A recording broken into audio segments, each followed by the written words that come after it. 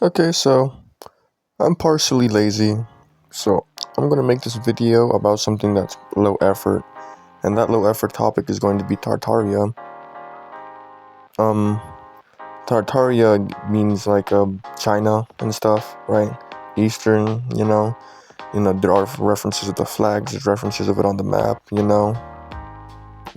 not a pseudoscience area, but the technology that the Tartarians had might have not just been from the Tartarians, although we might associate it with them through some sort of association. I don't know where it really picked up fame. Maybe Tartaria really was a global spanning empire, but I really don't believe it was global spanning. It says right there on the page of Google, that it was Eastern. Anyway, I have way too many of these. These right here, these are different images or things that I found on Twitter, on X, on the internet, on files in general. I mean, if you want me to be honest, they have the patent for the Winding Cliff Tower that Tesla made. And, it kind of uses the exact same technology as is described here.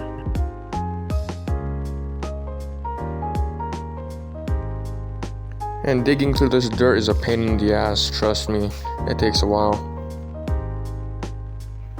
But I'm too stupid to think of a better way to do this, so I just want to grow some food here because the plants look nice.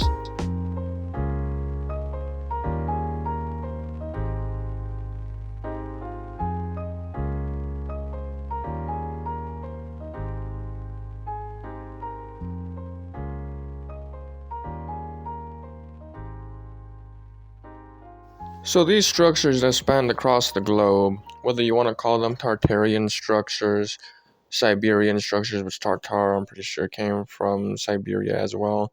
There's a lot of representation between Taoism and Tartar, but I want to go out of my way to find the references to that right now.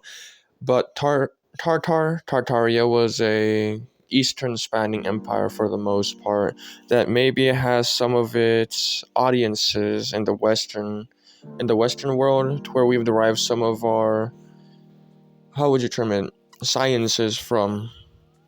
I was digging a little bit, and it appears that Tartaria is actually related to China, the East in some way, Tibet, Mongolia, around there, location wise, but it's also been tied to Siberia. So let's get on to the main things about this video. First things first is the cathedrals are basically big electrodes. And what that means is they're like a battery, okay? They have four antennas, which are cathodes, okay? You could say they're negative charges which are drawn to the ground. Then you have a center antenna that's taller than the rest. That's an anode, which is a positive charge, right? Which will draw in static electricity from different natural forces into the structure or into the device if it's used for mechanical uses. I will put up multiple images of devices, hopefully multiple of them that use this principle, but I'm going to explain it now. My idea is that it works on a thermovoltaic electrostatic gradient. As you notice, a lot of these antennas seem to have cross sections, and these cross sections tend to come off from a dipole.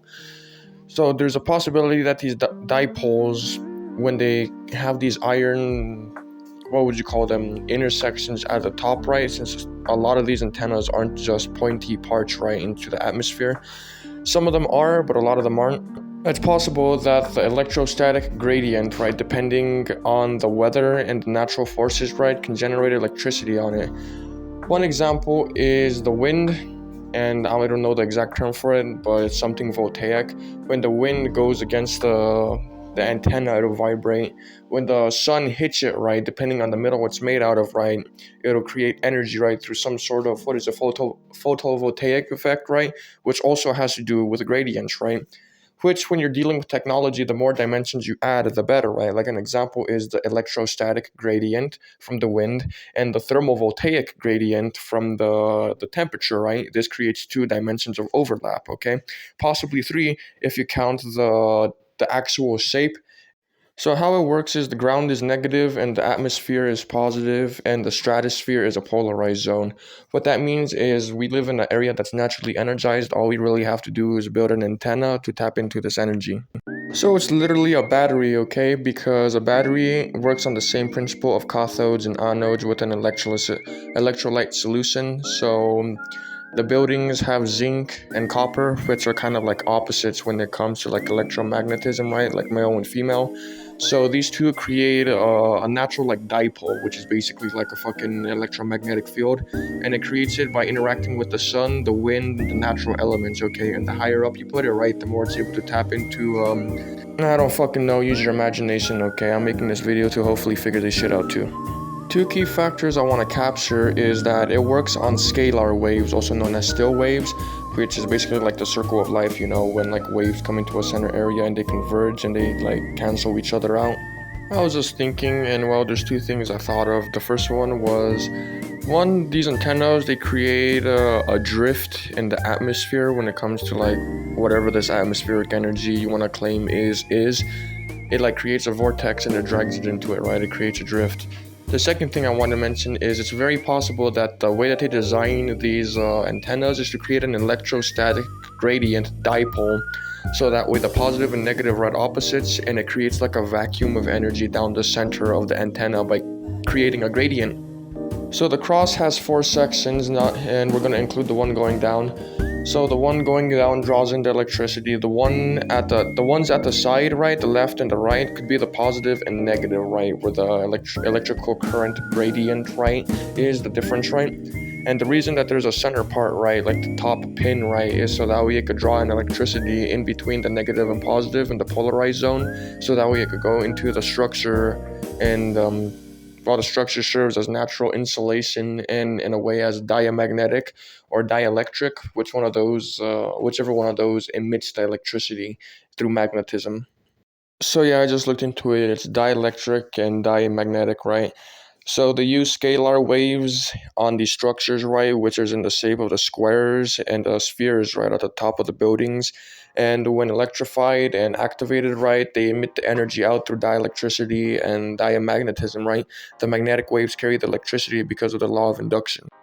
My final point, probably the most important point, the cavity structure effect. What this dictates is that a certain geometry or shapes under certain, like say, dimensions, right, like size is an impacting factor, right, or like under certain natural forces, electricity, heat, etc., right, that geometry takes on certain effects through material, and that the material effects, right, can be changed through the geometry. I'm going to end the video off on this area here, and I'm going to give an example. The TREB. The TREB has its blueprints online. The anti-gravity TREB, whatever the hell. It uses what's called quantum vacuum plasma, which you could just fucking sum up to electrostatic glue, okay? And in order to take advantage of this, it uses xenon gas inside of triangular columns, which when electrified turns into plasma, and these triangular columns somehow do something to the craft, which is also a triangle, right, which allows it to become anti-gravity without fucking destabilizing, I guess. I mean, you rarely see any square UFOs, right? You usually see ones that are more easily taken as shape. There's a theory that consciousness is produced the same way through microtubules in the shape of a triangle. Anyway, that's it. See ya.